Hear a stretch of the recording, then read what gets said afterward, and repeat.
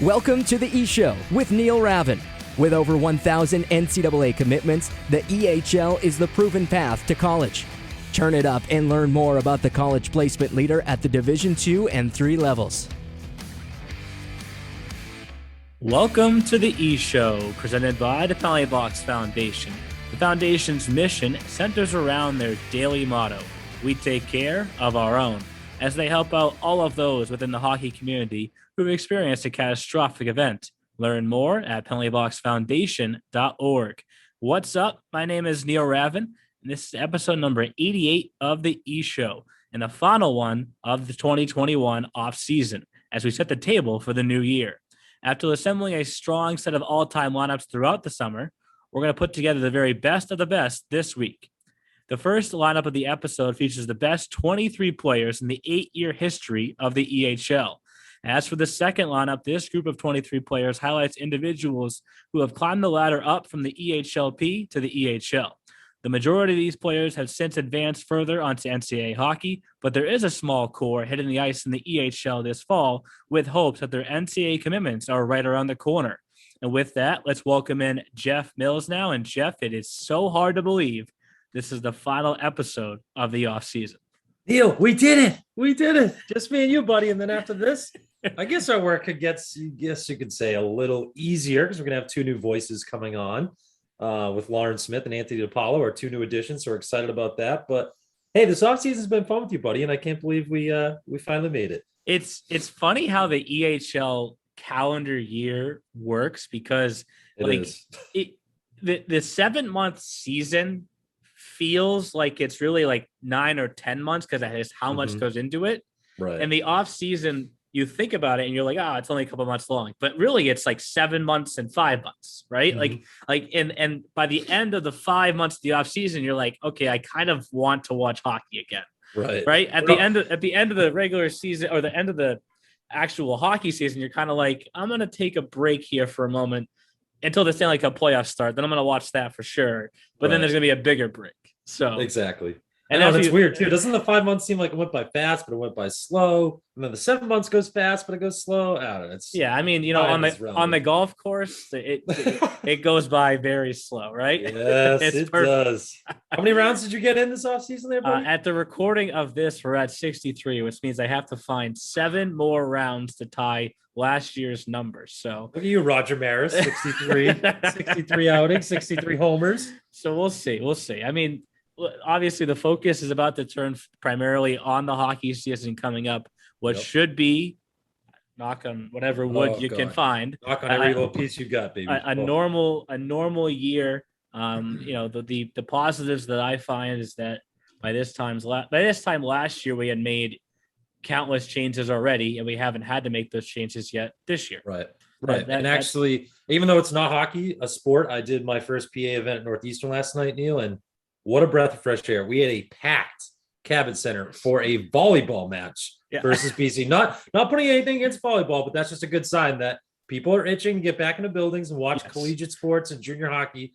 So I think we're going to have some full barns coming in a few weeks. Did you see some of the crowds at the first week of college football last weekend? Oh, I got goosebumps. You saw Virginia Tech with the Enter Sandman, Wisconsin would jump around. Oh my God. It's like, all right, well, amazing. That does feel normal. So it'll be normal when we get a showcase started as well. Obviously, we have our first showcase coming up September 30th through October 3rd.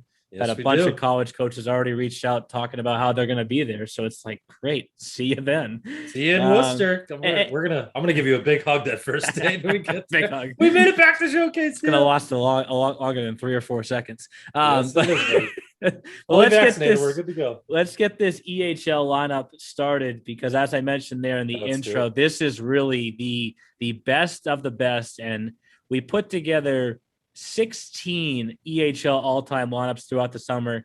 The 2 that we didn't were the Ducks and the Eclipse, obviously only heading into their second year this year. Kind of hard to put together an all-time lineup for those guys. But we even got teams like Seacoast and Worcester who have had just 2 years. But then you look at the original 6 teams that had 8 years of history. So there's been so many good players in the history of the league. And you could start anywhere with this lineup. But for me, when it comes to the best player, ever in the history of the league, it's Kaden Primo. And Primo. And obviously I say player and someone says, well, he's a goalie. It's like overall individual, the best player or best individual that we've ever had is Kaden Primo, who's of course in the Montreal Canadiens system. Yep. I was hoping that Carey Price was going to get picked by the Seattle Kraken, which would have opened the window a little bit for Kaden, but you never know. You never know. Like I've said to you before, Carey Price is always, one sneeze away from breaking that hip. One cough away from tearing out his shoulder. He's got a lot of miles on those tires. So yes, Caden's ready. He's seen a decent amount of action. I think kind of around Swayman's numbers. He's seen maybe 10 games or so. And so he has gotten called in. So he's there. He's on their radar. He played in the 2015-16 season in the EHL, was both the goalie of the year and the rookie of the year. I'm probably one of the first to acknowledge that the year after he came in was the first season of the NAHL East Division. So there may have been a chance if that was 1 year earlier that we didn't see Kaden in our league. But he was only 16 years old at the time. And talking to him the following year, he headed out to Lincoln, Nebraska to play for the Lincoln Stars. And he kind of said that prior to that, when he was in our league, like, I wasn't really ready at 16 years old to move to Nebraska. It's like, I'm probably not ready right now at 30 years old. Right. I was to say most of us aren't. I'd rather not move he, on to Lincoln. He was like, he said to me, I remember this. He was like, I just got my license. Like, I'm not really ready to move to Nebraska. So it worked out that his first taste of junior hockey was seeing shots from 19, 20-year-olds in the EHL. And he was a absolute stud in our league. I think everyone will always remember just how good he was at 16 years old in the EHL. And I feel like with also something that goes unnoticed too, Neil, with is how good he played. Everyone knows his dad, Keith Primo, kind of a big deal. Yes. 1990 draft pick of the Detroit Red Wings. I think the Red Wings picked him. I think he was third overall pick. Your Detroit Red Wings. Yes. Your father loves the Detroit Red Wings, for anyone that doesn't know. So Neil's half Bruins, half Red Wings. But that's a lot of pressure when your dad is a big NHL success like Keith Primo was, to be able to have him as the head coach. Those two get along and he plays as well as he did. That's a huge thing. Yep. And he killed it. And that Revolution team was fun to watch. Yeah. And his brother Chase was on the team also. Chase ended up at the University of Nebraska, Omaha. Yep. I remember Keith, like one of the first things Keith told me was, I know I'm 6'5". I look rather intimidating. I know I fought my brother in an NHL game, but I'm a really nice guy. Oh, deep down.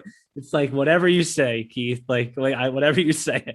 I'm not going to do anything to piss you off, so we'll just keep it like that. So that's I gave him a couple of chuckles too, and I told him that I'll forever hate his brother for being part of the worst trade in Bruins history, the Joe Thornton deal.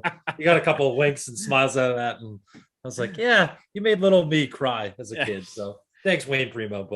So that's the first of 23 guys. We might as well stick with the goalies, because the other goalie that has stuck out to me over the years, just looking back on the 8 years of the history of the league, is Michael Tilford.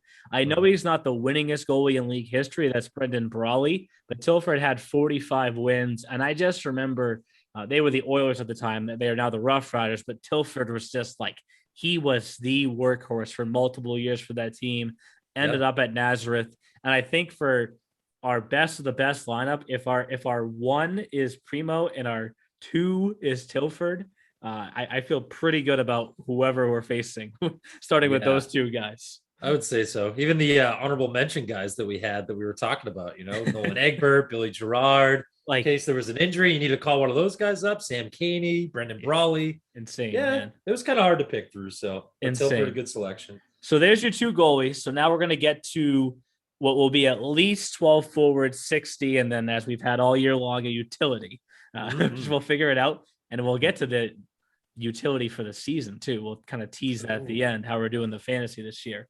But I mentioned earlier, the definition between player and skater, in terms of skating, right? Skaters that were out there, forwards. Edwards Trailmax for me will always be the best skater that I've ever seen. I know he did not have the most points in league history, but he was the MVP the 2015-16 season. I just remember a goal where he cut across the high slot, like flipped the puck to himself, like hip high, knocked it back down to his stick and just roofed one. And I was like, wow, that was pretty special. And of Yeah, course, he was a big kid, but he was kind of like he was 6'4", 209. They listed him as, but he skated like lighter than a 209 guy. You know, yes, he could bang the body a little bit too. And this has nothing to do with the fact that he went to University of Maine, right? Nothing to do with the fact that he's in the Boston Bruins organization, and that counters Primo's in the Canadiens organization, right? Yeah. You know, Trail Marks down the street from me at the Dunkin' Donuts Center. Hey, how are you, Providence Bruins? Good to see you. Nothing to do with that, but he was so special, and honestly, he went off to the USHL the same year that Kaden did. That 16-17 season, played for the Chicago Steel, helped them win a Clark Cup, and actually led the team in postseason scoring. Which we're going to talk about this with a few players here, but it just goes to show you that the players, if you're good enough, they're going to find you, right? And you're going to be able to make that jump, climb all the way up to Division I, even though we're primarily Division II, Division III league. But Trail Max for me will always stand out. I mean, maybe that changes in the next couple of years, but whenever someone asked me who was the best skater I ever saw, it was him. Yeah, no, he stuck out in the Boston Bandits organization for sure. And I think that, you know, being a native, they only had him for 1 year because he played a lot of hockey in Latvia for a while. I feel like they wish they had him for another year, but like you said, he went on to University of Maine and put up buckets of points there, 25 point season, 17 points, 30 points, 10 points. So there's a reason the Providence Bruins had him on their radar. And we wish him luck. He's only 24, so fingers crossed we could be seeing Edwards at TD Garden soon. Yes. If we're going to have 12 forwards, you can't not have the all-time leading scorer in the history of the league. This guy. Which is Logan Descanio, who in total throughout his EHL time had 194 career points. And the one that stands out to me wasn't even one that counted. He scored a goal against Salem State that I just remember to this day. When you're a broadcaster and you have an angle where you can actually see where the puck is about to be shot and it goes in that exact direction, it's just like, you know, it's just like a special feeling. It's like, oh, he circled out and I'm saying it out loud and I can see where he wants to shoot it. And then he shoots it in that exact spot and scores and helps us win that game. It's like, that one was pretty damn cool. Precision sports porn, if you will. We'll keep it, try to keep it a family show still, but yeah, no, I know exactly what you're saying. When you're on the mic and you see something like that, and Descanio just had pinpoint precision with his shots and was a heck of a skater. And 194 points. That could be one of those Wayne Gretzky-esque marks that may stand for a little while in the EHL. It could. And records are made to be broken, Neil. So someone come on in and break Logan's record. This is very true. And he is now at the university. Guy too. Yes, he's now at the University of New England. Was supposed to go to UMass Boston. UMass Boston was one of the first schools around, though, that actually canceled last season at the time that they did. Obviously proved that they were probably the smartest ones, right? Because everyone else in the Ivy Leagues. Yeah, they were ahead of it. But we're going to talk about more Vermont Lumberjacks connections at UNE throughout this episode. So we'll leave it at that. We got 2 forwards and 2 goalies so far. Kaden Primo, Michael Tilford, Edwards Tremlax, and Logan Descanio. Another former MVP in the league was Richie McCartney. And you want to talk about pure just speed. I remember a shorthanded goal where he was like you can tell when a player is about to go by a guy when they're pretty close, like, oh, he's going to step on that guy. I remember this one being like, he's got a huge gap and he just still turned on the Jets. This kid was so fast when he was in the league, advanced on to play at SUNY Plattsburgh, which of course was one of the higher end teams in the SUNYAC. And if that's our first line, Trailmax, Descanio, Richie McCartney, I feel great. I'd say we're going to score a lot of goals and not give up many. Kaden and Tilford back there. So I think Primo, Tilford, Trailmarks, Descanio, McCartney. Let's enter it into the Olympics. Now the NHL's back in the Olympics. Let's go. EHL. Next forward, ranked second all-time in scoring behind Descanio, is at UMass Boston because he went there a year before Logan was supposed to get there, is Chris Peters. And wherever he goes, he just puts up points, including at UMass Boston.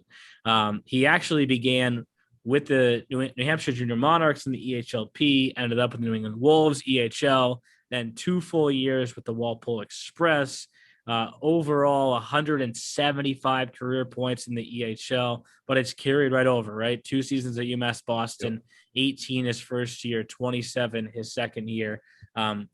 Just every time he's on the ice, he's a threat to score. The 2 guys that I'd line up with him, kind of similar to Trail Max in that they each climb the ladder and they have kind of a similar story.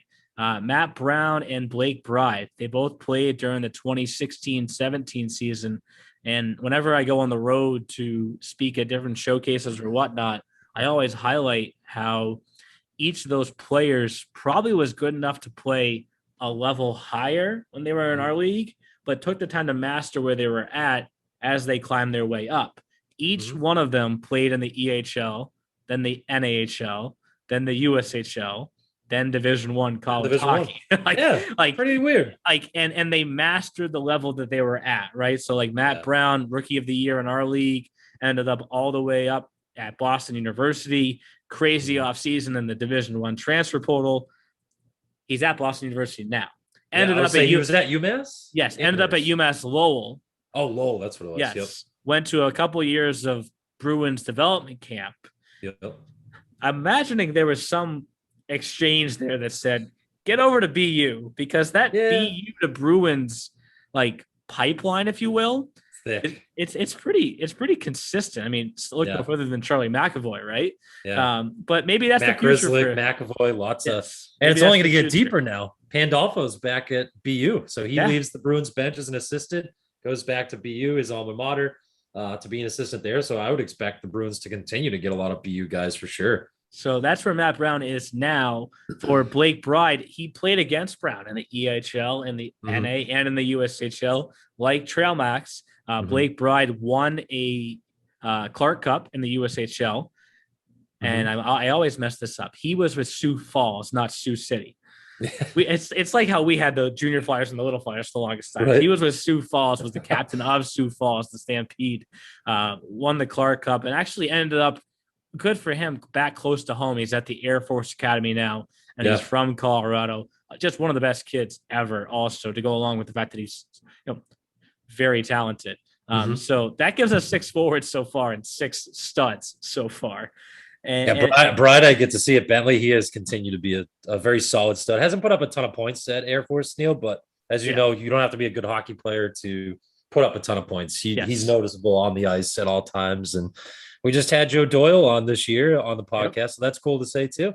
Yeah, exactly. Connection. So we've got six players named so far, and we've covered basically 6 different organizations that have been in the league. Everyone knows that I have a Wizards connection on this podcast. Is that how you want to put it? I'm not calling their games though this year.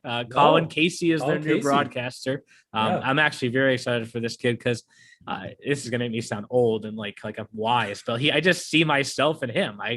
He's trying to break into the industry and I see myself in him. He's kind of taking over the Wizards here. So maybe he takes Corey Doney's place as your new EHL nephew. Oh my God. Right? Resident EHL nephew, Uncle Neil. Yes. But I see Colin does doing some work at Holy Cross too. So he's got his into the college world. So that's awesome. Congrats to him. And Wizards got a good one. And he's going to be calling all their games. Yeah.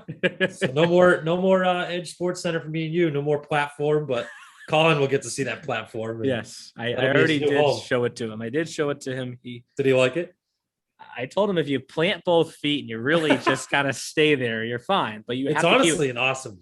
You don't get any better than that. You're on top of the bench, so you can get unbelievable color commentary that you can filter in. Yes, you do have to keep your head on a swivel for the pucks because you're over the ice. But yes, you may get hit. I liked it. I enjoyed it. But with the Wizards, to put both of these players on may be tough. So maybe we're going to come back to one with the utility, but they've had 2 really just superior forwards throughout their time that stand out amongst the rest. And that was during the 2017-18 season when Devin Panzica was named the MVP of our league and Dylan Chouette won the Rookie of the Year. You couldn't go wrong with either one here, but for me, the one that will stand out is Chouette.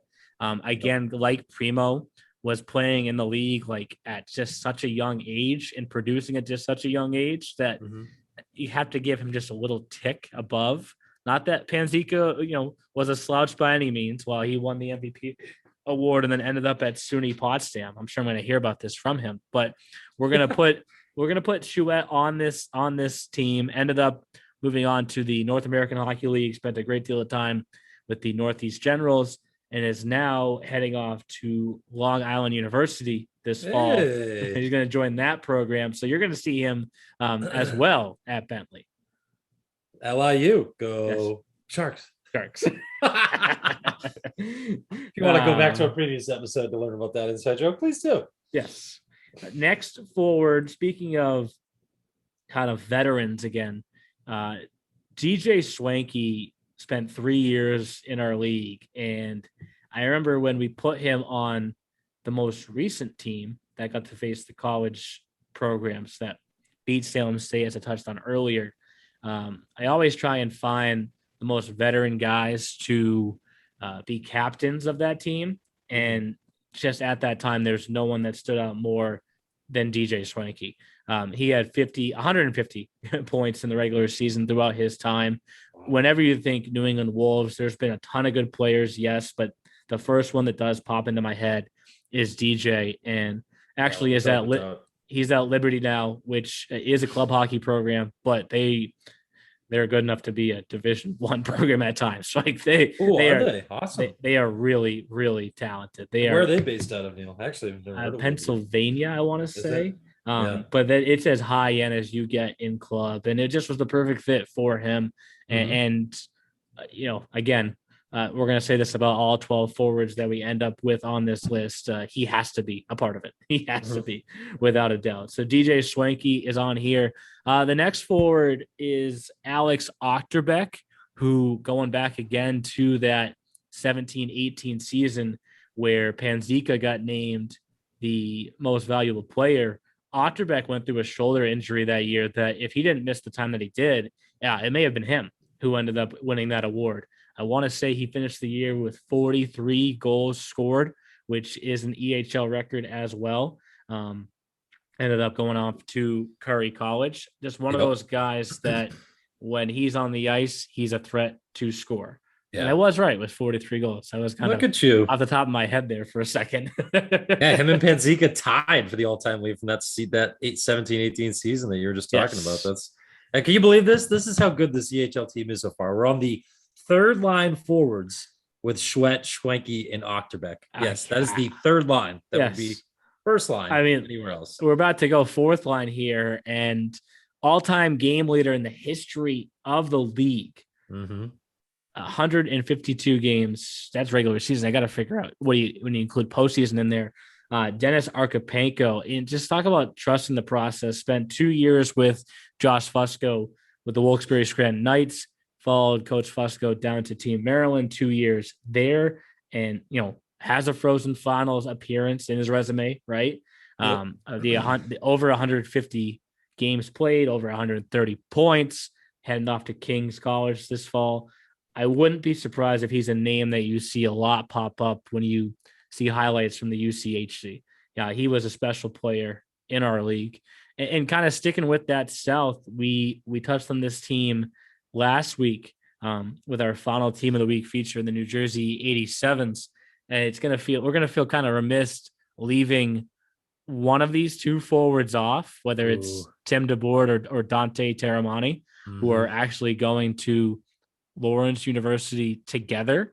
But DeBoard spent all 3 years that the 87s have had an EHL program. Tim DeBoard has been a part of it. Yep. So we kind of have to lean that way, which then Dante can say to me, Neil, you just left off a Rookie of the Year and Most Valuable Player. So well, honorable mention, like we said. I mean, this is tough. This is really, really tough to narrow it down to 12 guys. I mean, you're going to leave guys like a Taramani off the board, just like we went back. If we go back to the goalies, we had to leave off Nolan Egbert, Brendan Brawley, the all-time EHL leading wins leader, which then just goes to show you we're not just going by numbers. You can't. You have to go by what we saw on the ice, what we saw with how these guys impacted certain organizations and stuff too, right, Neil? I mean, that's That's not all about the numbers. I know everyone's big on stats and stuff, but it is like, what did you see? Who played in big time moments and came up and made big time plays? And, these guys all did. And not to say the guys that we leave off didn't, but no. And we are trying to include multiple teams if we can, but also factoring in that if players are good enough and there's a team that isn't on here, then that is the case also, right? Yeah. So, the final forward that we did have circled is Bryce Whitman, who spent time with the Revolution and the Little Flyers. The tough part, I guess you could say, for Whitman is that he has played in 2 EHL championship games with 2 different teams. Unfortunately came away on the losing end twice by a goal twice. Right. But hey, Bryce, at least you're not the Buffalo Bills and go to 4 straight Super Bowls and lose 4 straight, Yes, exactly. But, I think happens in sports. I think it's almost that like quietly he put up the points that he did, right? Like it wasn't flashy with snipes here and there, you name it, but quietly he was 166 career points. And that was my career. Like I said, he wasn't one of those guys that blew you away with speed or whatnot, but he was just smooth. It's just so smooth and consistent. And that gives us 12 forwards. And we're going to come back to the utility, but think about some of the guys that we haven't even named here so far. Joey Savell, Corey Kennedy, and Austin Kelly. I mean, the list goes on and on and on. But that's 12 mentions. Yes, that's 12 forwards so far. And that transitions us to the D. And our second Oiler/Rough Rider. Oh, I love this kid. One of the best stories that we've talked about because of just how steady he is. And that's Alex Wilkinson, who played defense for the Rough Riders for a few seasons and then ended up at Army. I'm going to pull up the penalty minute stats here because I know we've talked about it before, but like we can't talk about it enough. Like we really can't talk about it enough. No, it needs to be glorified and mentioned specifically. So I'm glad that we're doing that. So he spent 3 seasons with the Rough Riders. They were called the Oilers at the time, 2013-14, 14-15, and 15-16. Yep. In 3 total seasons, when you add together EHL, the regular season and the postseason. This is like a joke. 8. That's right. 8 penalty minutes. That's 4 2-minute minor penalties in 3 years. In 3 years. In 19 and he's a defenseman. In 19 playoff games, he never took a penalty. Nope.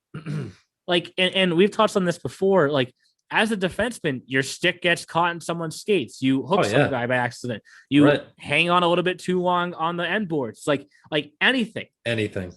It's the one game where the surface really comes into play. Your skate hits a rut. Like stuff you really can't control. It doesn't mean you're, a piece of what. It's means you hit some bad luck, dude. And, I mean, you think that's why Coach Riley was scouting him when he was at Connecticut and said, I need him in Army. Here's the discipline. Jeez. Here's the 4 years at Army. 4 PIMs, 12 PIMs. That's a big year. 12. Follow that up with 2 and then none. So cleaned it up for that last year. He's like, no, sir, no penalties for me this year, Coach Riley. So you take 3 years with the Rough Riders where he had 8 total, 3 years at Army where he had 6 total, right? In that one sophomore year where he let things get away from him with 6 total minors. It's almost, he did have 21 points, so he did have 6 goals, 15 assists. So, that 1 year is almost like 6 other years combined. Yeah. Like, it's just astounding to me. And it's not like he's one of those guys, as you just mentioned. Let's go off point totals down. In the EHL, 35, 38, 38. Then at college, 16, 21, 26, 13. So the question that folks may be asking themselves is, not a lot of penalties, but he didn't play. Oh, no. He played every game. He played every game and played big minutes every game. And he was a captain and an assistant captain as an Oiler. So that's another, and rightfully so. And actually his last year with the Army, he was an assistant captain, so, and that's a team that is Coach Riley, it's the Army Academy. They teach, what's the biggest thing? Discipline, structure. That team is one of the most disciplined, structured Division I teams you'll see. And Alex Wilkinson was a beaut. I really hope that and actually a shout out to Lawrence Smith. Guess where he's from? Raleigh, North Carolina. He's in Caniacs land. He's 26 too. I wonder if somebody would look at him somewhere. He's got to end up in the ECHL, AHL somewhere. I would hope. If we had a EHL fantasy lineup where we had to pick one forward, one D, and one goalie, and we had Trail Max, Alex Wilkinson, and Kaden Primo. Woo! I'm in 3-on-3 with those three. Woo! So that's our first D so far.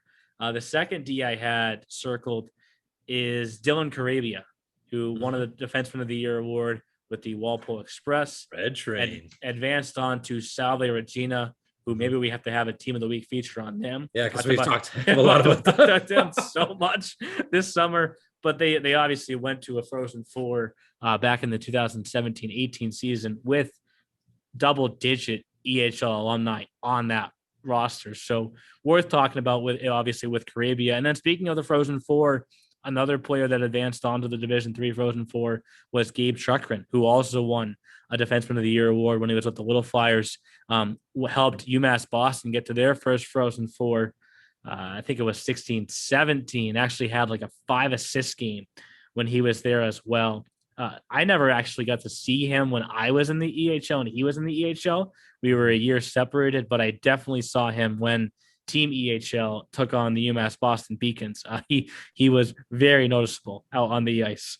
And then speaking of Little Flyers, I think this one's probably one of your favorite. In He's terms just of a great name to say too, right? Well, you can say it then. Zygmunt, as we called him, Ziggy Moroz. Yes. And in Where's terms he from? The of Czech Republic, yes. He's from Europe. Yeah, he's the all-time leading scorer for defensemen in the history of the league.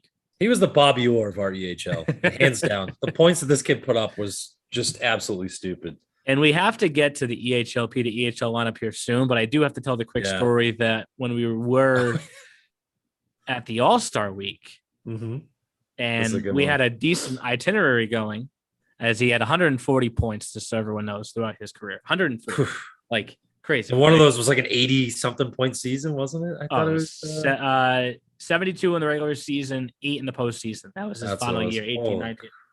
Yeah. But at the All-Star Week, we were doing this tour and this and that.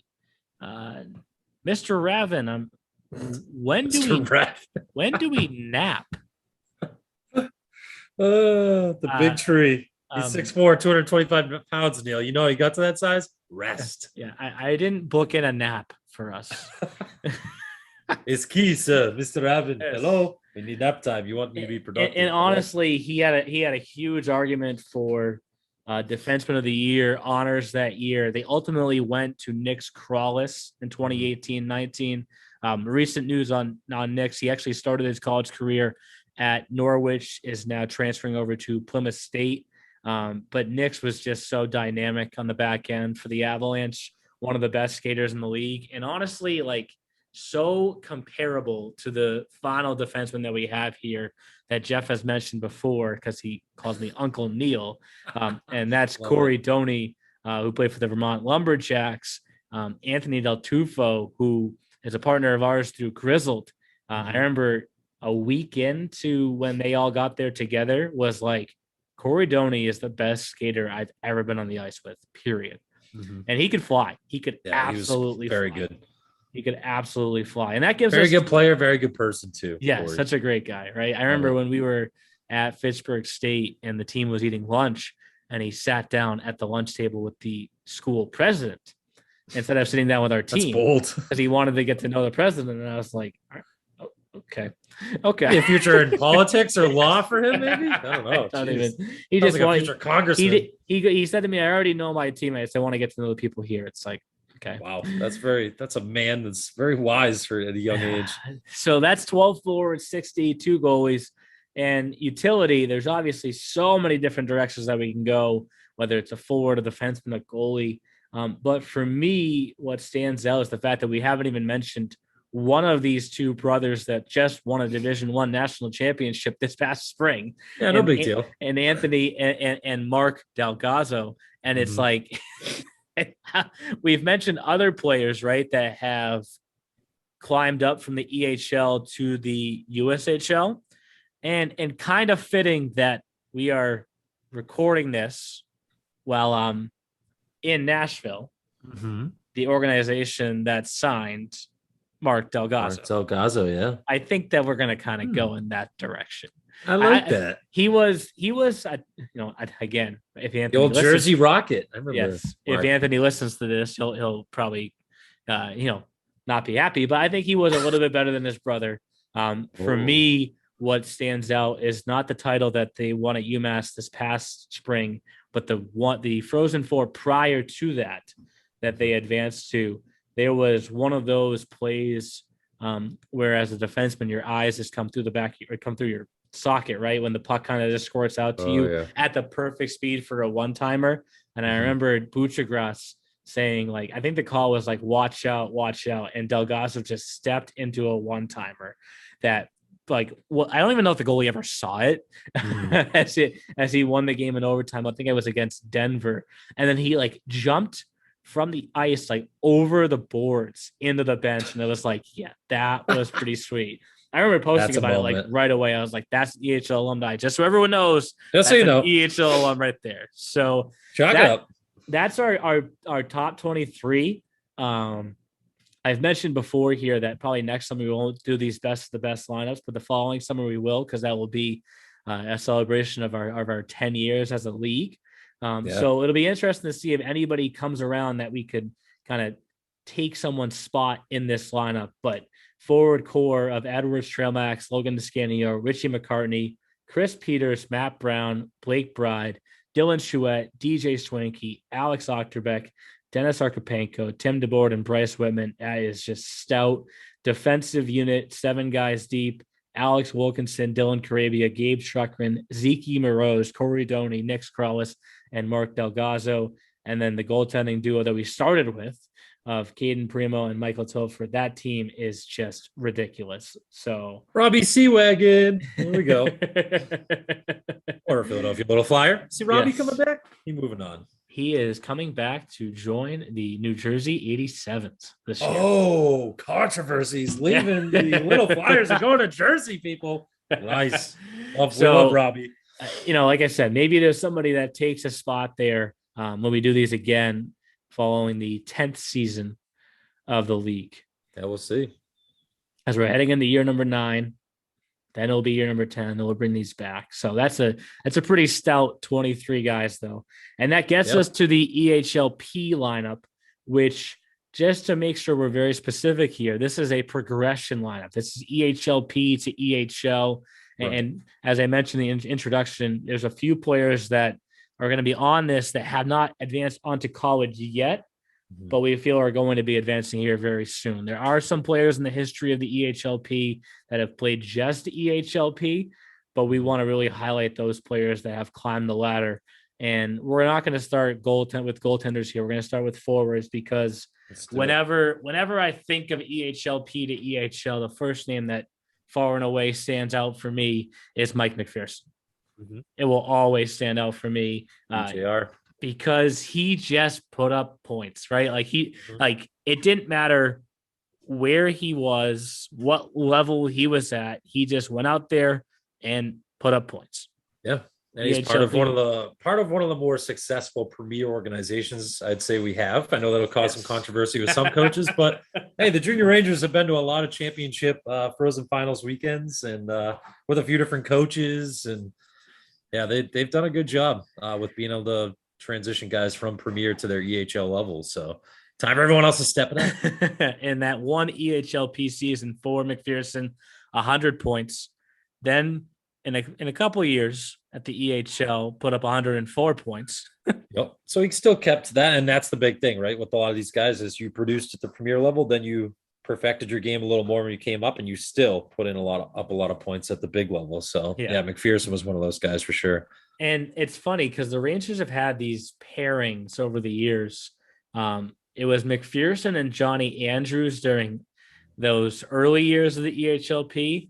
And then it became the Johnny Malandrucolo and Ryan Bailey show right? Yeah, like, Johnny Alphabet, baby.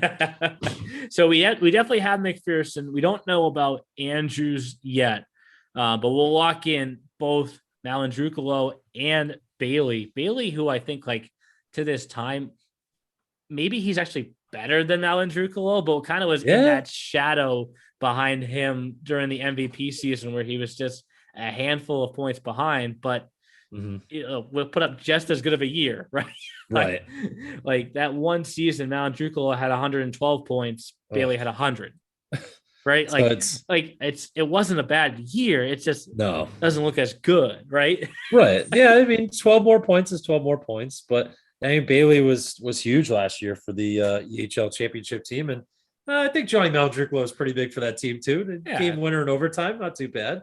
And what's funny is like progression together, and maybe this is why we'll get to Andrews later, but like they're going together to SUNY Fredonia, right? That's really cool. Like they spent together in the EHLP, together in the EHL, together to college. Like that is like climb the ladder in unison, right? And I would say that if you talk to them, they probably have helped each other get better, right? You know, they've helped each other compete in practice and games, and I mean, the chemistry that they have after playing together for all these years is like unbelievable. So yes, it makes sense. Go to school and have the same success. We wish them luck at SUNY Fredonia for sure. And you know that Rich is so happy right now that I've already three of the 12 forwards are Boston Junior Rangers, but it shows you that they're just one of the teams that has done it right, has just done it so right with the EHLP to EHL progression, right? And another one that's done it so right are the Vermont Lumberjacks, right? And two forwards that always will stand out to me are Mason Emoff and Andrew Bayshard. And as Jim Mosso always pointed out, like the teams that those players were on didn't get to reap the benefits of advancing to a Frozen Finals because they weren't a part of this last year's EHL team that went to the Frozen Finals, or the EHLP team that did, but they helped set the foundation to get there, right? And they helped build that culture that they've established in Vermont. And Mason, who's at Manhattanville now, Andrew, who's at SUNY Plattsburgh. If those are the five forwards that we start with on this team, that's a really damn good start.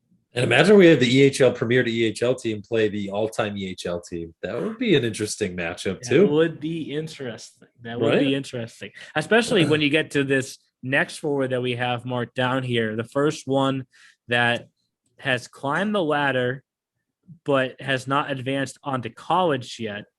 But I think you could early season. I don't want to jinx these guys, but we just have a good feeling. Yes, right? In early 21-22 season prediction of being an MVP candidate. And that's Ricard Jelinski's, who had 87 points in his single season in the EHLP and then had 51 points this past year, right? And yes, it sounds like it's less, but in 12 games less, right? Would he have put up the exact let's see, to do the quick math, would he have put up 30 plus more points in a little over 10 more games? Right. Probably not, but it's still the carryover is still there for him from the EHLP to the EHL level. And like I said, he is a player that we're going to be calling and talking about a lot here early on in this upcoming season. For sure. And I mean, what he did last year too, Neil, we talked about like behind the scenes type things in this episode that people don't see is we all know what happened with the COVID season. The Wolves were one of those teams that got hit really hard. So they had to start their season, stop their season. They went through a lot of injuries. Donnie Feldman, my pal in EHL Fantasy, unfortunately got injured. So Jelinski's had to carry the load when he was out.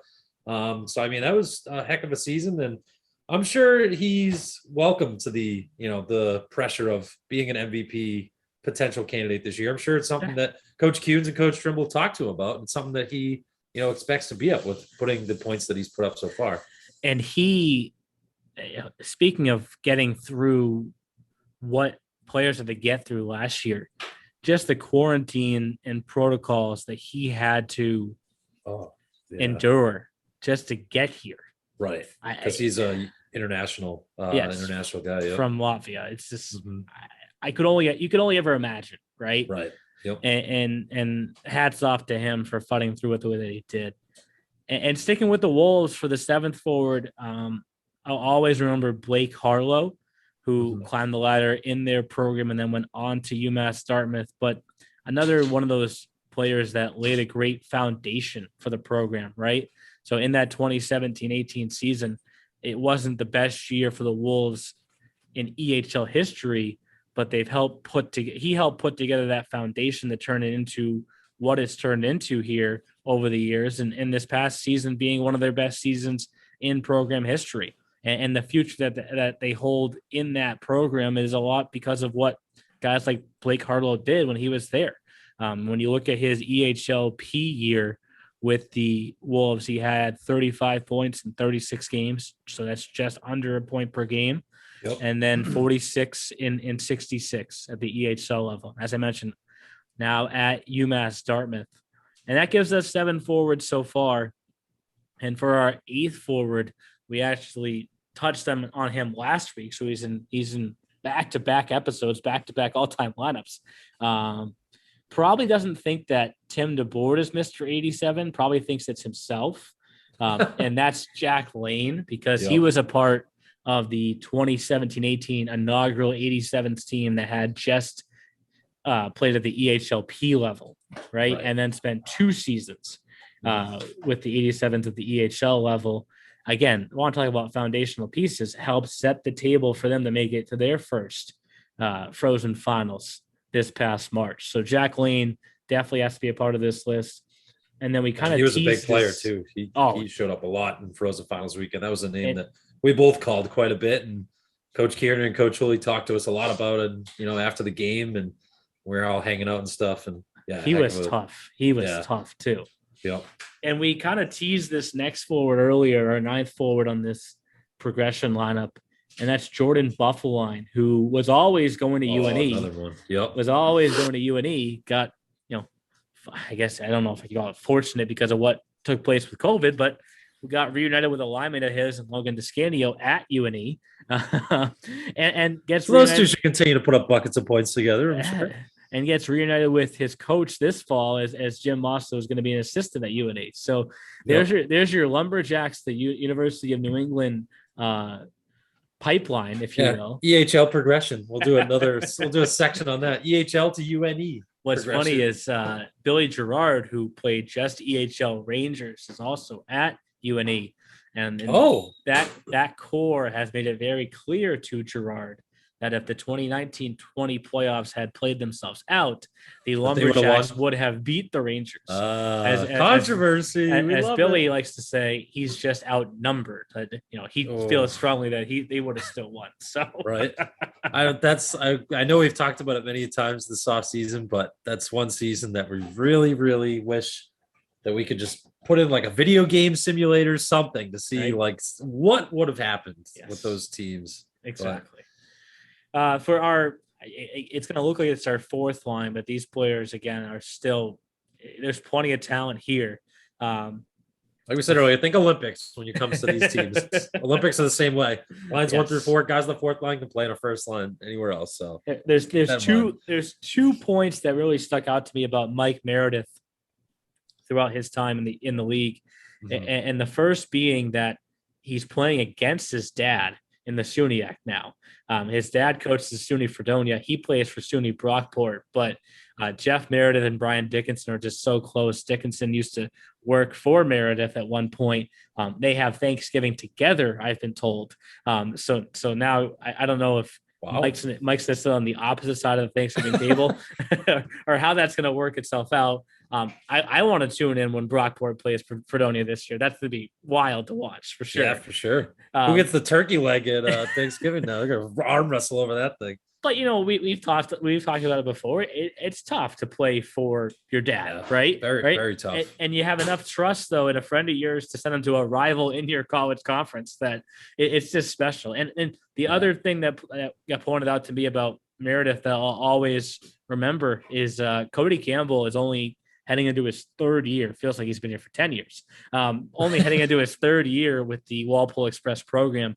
But in his first year, his captain for the EHL team was Mike Meredith.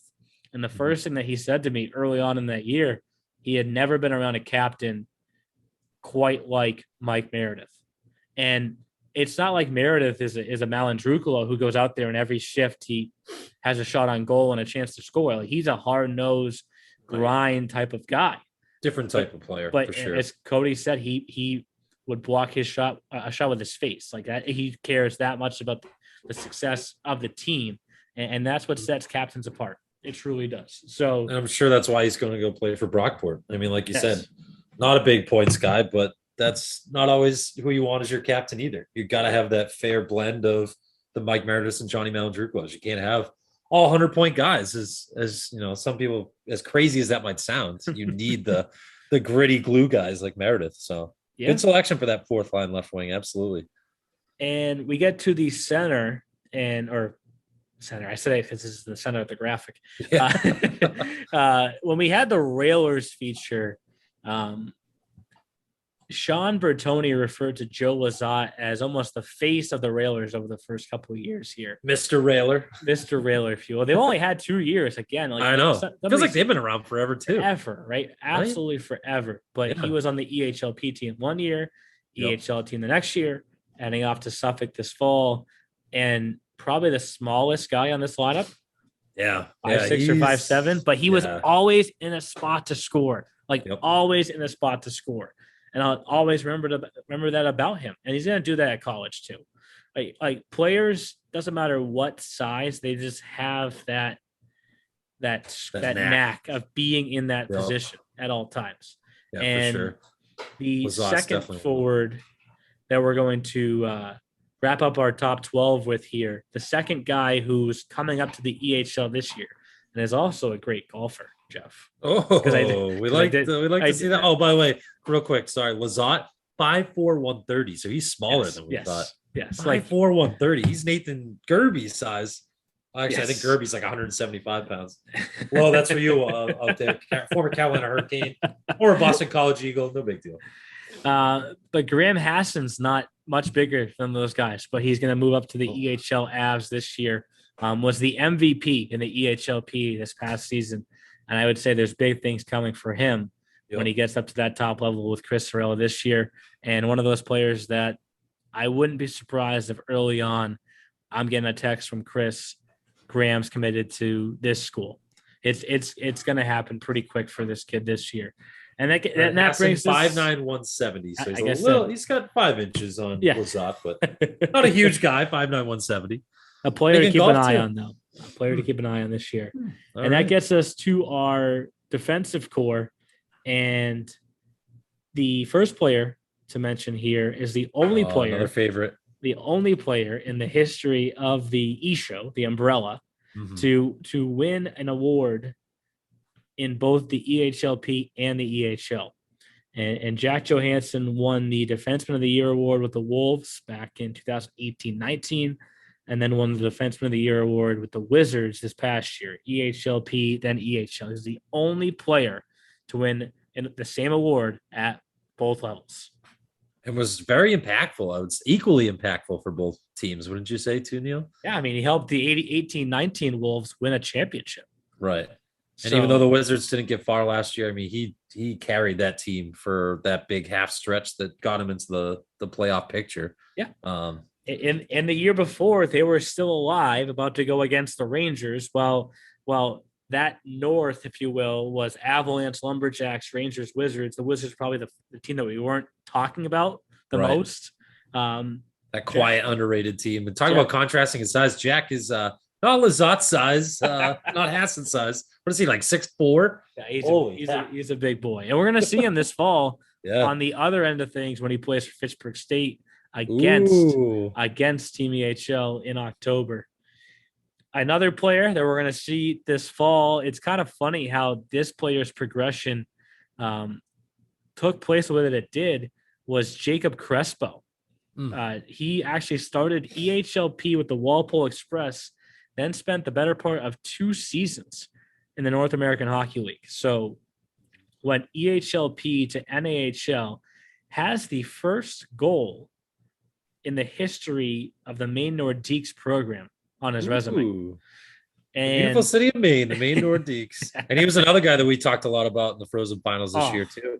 He was not 100% healthy, and he He knew gutted it out. but he gutted it out and helped the 87s really make the run that they did. And that was his first. He actually spent some time at the Walpole EHL team, but the 87s was his real first true time in the EHL, and now is heading off to Curry this fall. Yep. So we'll see Jack on the Wednesday of All-Star Week, and then we'll see Jacob on the Friday of All-Star Week. Wow. Look at that. It's crazy. It's awesome to say that though, isn't it? It's like we said, that's what this league is about. It's about the progression going from like this EHL Premier to EHL, and then eventually commitments. That's a big thing. And see these guys move on to, dynamite programs like Curry College. They got Peter Roundy now over there with Curry getting in his first season. It's awesome to see. Awesome to talk about. And the next D that I have mentioned here, speaking of commitments, I know that in talking to Rich over the years, one of the ones that he was so proud of was Damian Dangweger. Another great name. That's a great name. Doesn't sound the way it looks. No. The number of pronunciations I think I heard of this kid's name over the years. Dan Geiger, Gioger. Oh yeah. But spent time in the EHLP level with the Rangers, then the EHL level. Yep. Now is at Western New England, but just so steady, always in the right position, just always in the right position. That's what you want out of a good defenseman. Steady right position. That'll win you a lot of hockey games. Which shifts us back to the defensive piece to go with Jack Lane from the 87s. That's Trevor Sear. They kind of followed the same timeline of being a part of the 2017-18 EHLP 87s and then working their way up to the EHL team. Trevor Sear, I remember, had one of the best shots when he was in the league. When he had a chance to shoot and wind up, like it was an absolute bullet, and obviously ended up at UMass Dartmouth as well. And that gives us 4D so far, and gets us to a pair of guys that have also seen some Frozen Finals time throughout their time in the league. The first being Nate Dunning, who was probably the best player for the Little Flyers during the 2019 Frozen Finals. I just remember every game he brought a different level to his game and scored a few goals. Kind of funny for him. He went EHLP to EHL to NCAA all in the same building. Oh, as he now plays for Newman University, who also plays out of Iceworks Skating Complex in Aston, Pennsylvania. So he's been probably through the doors at Aston more times than anybody else, maybe more than ALO throughout the last few years there. Well, another guy too that gets to see him all through is our friend Tom Wilms, the Little Flyers play-by-play man. He does Newman as well, so that's cool for him. That name. No need to study that one, Tom, right? And then the final D that I had circled here, I mentioned some Frozen Finals experience. It was with that 2018-19 Wolves EHLP championship team, has stuck with the program all the way up to winning last year's EHLP Defenseman of the Year award, is moving up to the EHL this year. So that gives us our third player, right, to go with Ricard Stolinskis and Graham Hassan. This is our third guy moving up to the EHL this year. And that's Alarico Valentini. Another tough name, Jeff. Alarico Valentini. But a player to keep an eye on this year. And maybe he wants to show Jack Johansson that he can also win the D of the Year award at both levels, right? That would be pretty Come on, cool. Alarico, let's go, buddy. If we went back-to-back years with that. Right. Which gets us to the goaltenders. And we have two circled so far. We obviously still have to get to that utility spot, but the first goaltender spent 2 seasons with the Lumberjacks in the EHLP, 2 seasons in the EHL. Actually, kind of have to call it 1.5 EHL, because he had the chance to join Wentworth in the middle of that 2019-20 season and help Wentworth get all the way to the CCC championship game. Helped them pull off huge upsets against UNE and Curry, where I think he stopped almost a combined 100 shots, like stand on your head performances. Right. And just one of the nicest kids ever. Like whenever, he has a chance to, he reaches out, just checking in here and there. And it's just like, you don't have to do that, but it's just a great story because we helped the league and especially the Lumberjacks and Coach Mosso helped him get into the position that he's in today. And that's kind of why we're here, right? Right. And I'm sure that's why, he still has such a good connection with it too. He knows the work that, people like yourself and Coach Mosso did for him. So when someone, extends an arm and welcomes you into a family like that and then helps you put you on the map, and you never forget that. If you're a good person, that is. There's some not so great people in the world that would do the opposite of that. They would not be thankful and be like, oh yeah, but Connor, that's awesome. Good to hear. The second goalie that I had circled, we mentioned players that have won awards at both levels. How about winning a championship at both levels? The only player that's done this. Multi-team. Right? Yep. The only player that's won an EHLP title and an EHL championship, and that's Mike Pagluka, who won an EHLP championship with the Boston Junior Rangers and then won an EHL championship with the New Hampshire Avalanche. And going back to what we talked about earlier, Neil, I think Pagluka probably left the Rangers because good problem to have. Rangers had too many good goalies in their system, right? Too many. Gerard goalies. And Egbert. So good problem to have. And then it was a great problem for Coach Chris Sorella and Coach Mario Martiniello because they were able to pluck him and bring him to New Hampshire because of that. So, yeah, what a story, huh? You don't usually see good goaltenders like him switch after winning a championship, but that's the case. He grew out of the EHLP, wanted to transition and play in the EHL, and unfortunately there wasn't a spot for him up at Breakaway, but he found one at the Ice Den. So good for him. We get to our utility, and I've been thinking about this spot the entire episode, and it hit me who it is.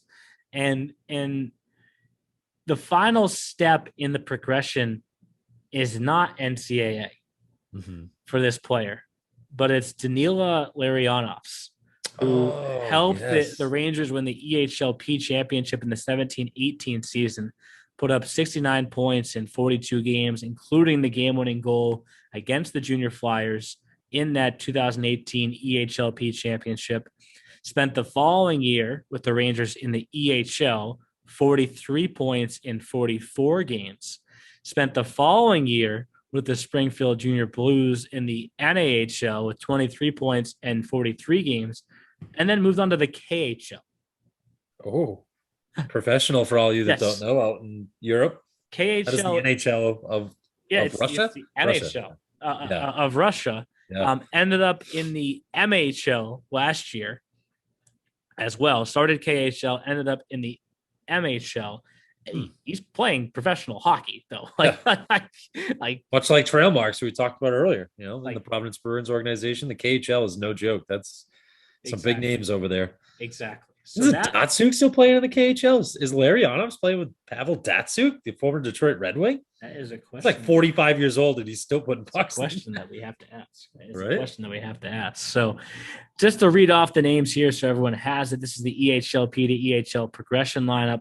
Forwards, Mike McPherson, Mason Emoff, Johnny Malandrucolo, Ryan Bailey, Andrew Bayshard, Ricard Jelinskis, Jordan Buffline, Jack Lane, Blake Harlow, Mike Meredith, Joe Lazat, and Graham Hassan. Defensemen, Jack Johansson, Jacob Crespo, Damian Dangweger, Trevor Sear, Nate Dunning, Alarico Valentini. Goalies, Connor Carbo and Mike Pagluka. Utility, if you will, Danila Larianops. A lot of awesome names on that team for if you're a broadcaster, right? Absolutely. So melting pot too from all different parts of the world, not country. Awesome. That's why you gotta love hockey, baby. It is guys from Canada to Russia to Latvia to Czech Republic to Maine. Right? To Maine. Gotta end with that one. So that does it for the off season, and that wraps things up for us with our all-time EHL lineup and our all-time EHLP to EHL lineup. The whole crew is getting together for next week's episode. So for the first time, we'll welcome in Lauren Smith and Anthony Depaulo. We are bringing back fantasy this year. Jeff has a title on his belt. I have a title on my belt. Anthony and Lauren have never played, so they don't have titles on their belt. But we'll each be picking every week a forward, a D, a goalie, and a utility. That's a surprise for me. Which can only be a forward or a D, not a goalie. And obviously the teams that are, or the individuals that are trailing will be picking first. So we'll let Lauren and Anthony pick first, and then the veterans of the group, I guess, myself and Jeff will pick next. But we love how popular the fantasy has become with both the players and the parents, honestly, over the history of the podcast, right? Coaches using it as motivation. We'll leave the sources unnamed, but we've been told by certain ones that they use it as motivation to practice when their players aren't playing up so well. Exactly. So that will be episode 89, which is coming out next Thursday, the 16th. The season starts on Friday, the 17th. It is crazy that the off season is over, Jeff. It's over, buddy. Time to get to work. Time to put the clubs in the garage. All right, I'll talk to you next week. Sounds good, Neil. See you then, buddy. Thanks for listening to the EShow. Learn more at easternhockeyleague.org and follow us on Facebook, Twitter, Instagram, and YouTube. Also, be sure to subscribe and get notified when next week's podcast is released.